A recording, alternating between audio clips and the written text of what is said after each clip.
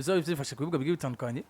no weekend Azari yaturuhishije cyane yatugoye cyane tubicemo twihuta turabe ico ni kibazo c'abantu bumva ko nategezwa kuzana umukinyi wa Barcelona cyangwa Real Madrid oya ra kibazo tubicemo twihuta cyane turabe ino weekend mu bibuga bigiye bitandukanye biraza ko byifashe gute kano n'agace kama gatangura ikiganiro cacu buri munsi na tantete ku munsi wa gatanu twinjiye muri weekend iba iri mu nkino zigiye zitandukanye tugomba rero gutangura turaba ngo bizoba vyifashe gute mu Bufaransa bimeze gute mu Butaliyano bimeze gute mu Bwongereza bimeze gute hariya mu gihugu ca Bufaransa bizoba vyifashe gute nande gatandukanye bizoba vyifashe gute reka tubicemo tunyanyagira twihuta cyane amatuze twinjira ku rukino cyangwa se duhere ariya muri Liga turaba uburyo ino weekend izoba yifashe equipe twara Madrid ku mugora ku munsi uje kubona equipe yitwa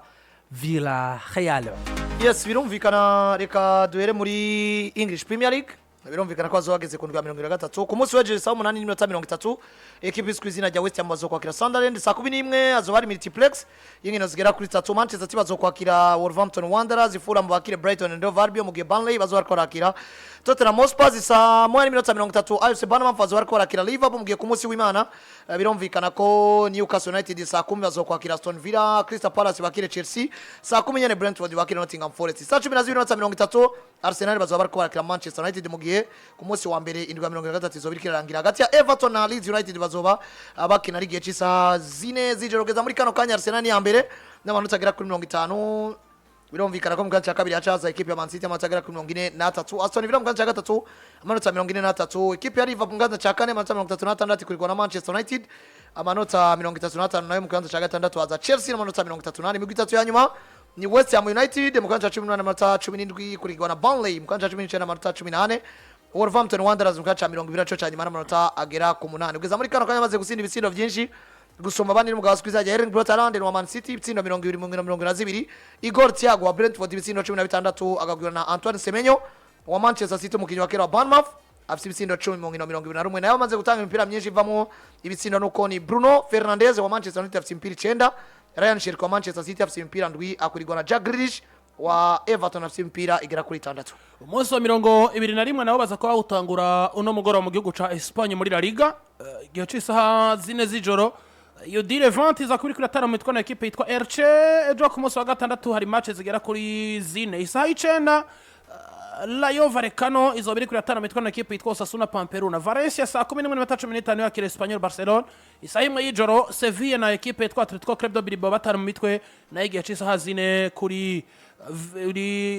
Stadio de la Cerámica Villarreal izobiri kwitana mu mitwe na equipe yitwa Real Madrid isaha 4 z'ijoro ku munsi w'Imana Atletico de Madrid isaha 9 izoba yakiriye equipe yitwa Real Mallorca FC Barcelona isaha 11:15 bakira Real Oviedo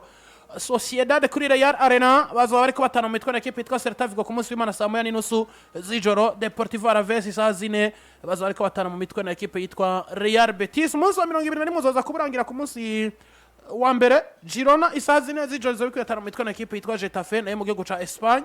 equipe yitwa Barcelona mu mwanya wa mbere n'amanota 49 Real Madrid irayikurikira n'amanota 48 harimo ikinyuranyo c'inota rigera kuri 1 Villarreal mu mwanya wa gatatu ni mu rukino rw'ikirarane bafise amanota agera ku 41 mu gihe Atletico de Madrid bari mu mwanya wa kane n'amanota 41 zitatu za nyuma ni Deportivo Alaves amanota 19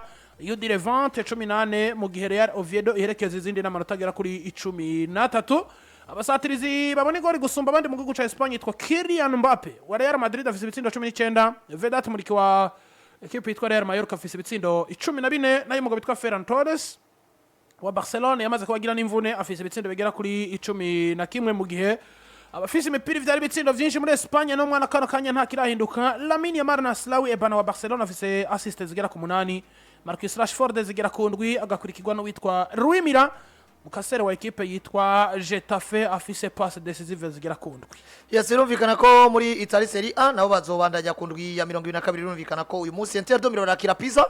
ni saa 3:45 mu gihe Como ku munsi w'ejo saa 10 bazakira Torino saa 1 Fiorentina na Viola Doviglia bakire Cagliari mu gihe saa 3:45 Lecce bazokwakira Lazio de Rome ku munsi w'Imana ingene zobandanya saa 7:30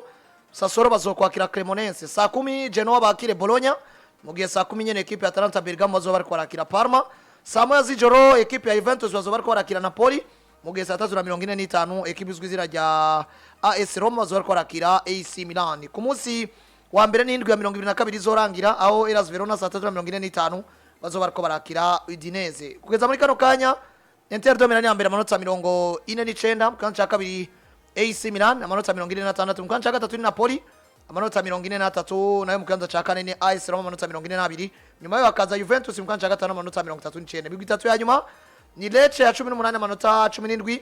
Pisa SC ya 19 amanota 18 Hellas Verona ya 20 nayo ya nyuma n'amanota agera kuri 18 kugeza muri kano kanya azwi izina rya Lautaro Martinez umusatizi wa Inter de Milan wamaze gutsinda ibitsindo byinshi ibitsindo 11 akurigwa na Christian Pulisic wa AC Milan ibitsindo 8 akabingana Nico Paz wa Como ibitsindo bigera ku 8 kugeza muri kano kanya nayo amaze gutanga imipira myinshi yavuye mu bitsindo witwa Rodriguez wa Como arabe n'imipira igera kuri 6 akurigwa nyine na Nico Paz wa Como afise imipira igera kuri 6 nayo Federico Di Marco wa Inter de Milan ni wa gatatu umaze gutanga imipira myinshi yavuye mu bitsindo n'imipira igera kuri 5 Germany Bundesliga champion nkuru y'igihugu cy'Ubudagi nabaza ko bakina umunsi ugira 19 uno munsi wa gatanu equipe yitwa FC St Pauli saa 3:30 z'ijoro iratara mitwa na Hamburg SV ejo ku munsi wa gatandatu bafise inkino zigera kuri 6 Heidenheim saa 10:30 yakira Leipzig abi mu gihe Mayence busa gatanu nanya niyo saha y'isa 10:30 izo bikira iratara mitwa na Wolfsburg mu gihe Eintracht Frankfurt umwanya nyene izo bikira iratara mitwa na Hoffenheim umwanya nyene wa saa 10:30 Bayern Leverkusen izo bikira kira Werder Bremen Bayern Munich kuri Allianz Arena bakira FC Augsburg mu gihe saa 10:30 z'ijoro Union Berlin izo biri kwirakira Borussia Dortmund ku munsi w'Imana hari inkino zigera kuri 2 gusa ubona yuko equipe yitwa Borussia Mönchengladbach saa 10:30 izo kwakira Stuttgart nayo umunsi wa 19 uza kurangizwa na SC Fribourg isaha y'12:30 yakira equipe yitwa Korn mu gihugu cy'Ubudagi Bayern Munich irayoboye kunzirigana ku gikombe n'amanota agera ku 50 umwanya wa mbere Borussia Dortmund umwanya wa kabiri na 39 Hoffenheim umwanya wa gatatu na 33 n'urukino rw'ikirarane mu gihe Stuttgart iri mu mwanya wa kane n'amanota agera ku 33 abi Leipzig umwanya wa gatanu 32 mu gihe zitatu zikoroka equipe yitwa Heidenheim ifite amanota 13 umwanya wa 16 umwanya wa 17 n'Mayence busa gatanu n'amanota agera ku 12 FC St Pauli n'amanota agera ku 12 umwanya wa 18 mu gihe abasatiriza bafite ibitsindo byinshi gusumba abandi hari I.K nafise ibitsindo 21 muri championnat mu nkino zigera ku 18 musatirizo Bayern Munich agakurikizwa na Denis Undav afise ibitsindo 10 mu match 14 n'uwa Stuttgart mu gihe Michael Olise wa Bayern Munich afise ibitsindo bigera kuri 10 na mu match zigera ku 18 mu gihe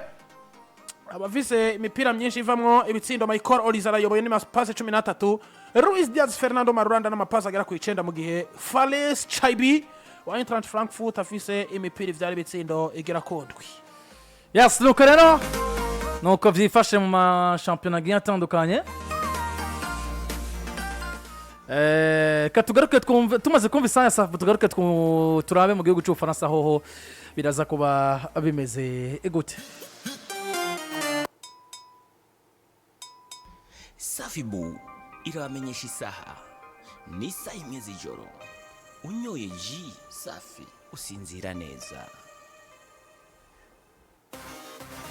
isaha 1 ijoro nyoye ji safi usinzira neza cyane twinjiye mu isaha cigira kabiri ya kino kiganiro ubwo turangize no mu gihugu cy'Ubufaransa amace twinjira idonido ku nkino dufise muri no weekend. Yes, mu Faransa baza ko bageze ku 19 birumvikana ko uyu munsi saa 3 zuzuye neza Auxerre barakira Paris Saint-Germain ku munsi w'ejo saa 12 Stade Rennais cyangwa Serie bazokwakira Lorient saa 2 Le Havre bakira AS Monaco saa 4:05 Olympique de Marseille kuri Orange Velodrome bakire equipe ya mbere Racing Club de Lens ku munsi w'Imana inkino zobandanya saa 10 Nantes bazokwakira OGC Nice saa 12:15 Metz bakira Olympique Lyonnais mu gihe saa 12:15 Paris FC bazobariko barakira Angers kuri yo saa nyene Stade Brestois bazobariko barakira Toulouse saa 3:45 Lille bazokwakira Racing Club de Strasbourg birumvikana ko geza muri kano kanya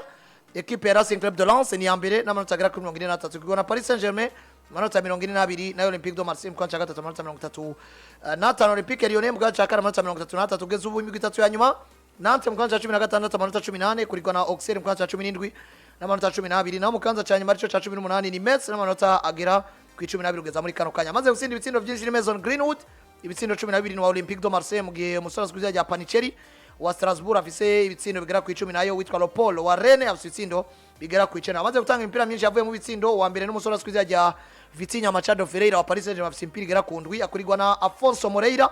Olympique Lyonnais afise imipira igera kuri 5 yinganya na Pierre-Emerick Aubameyang wa Olympique de Marseille nawe nyene afise imipira igera kuri 5. aha nuko rero bimeze mu mashampiyona agera kuri atanu akomeye ku mugabane w'uburayi gusumba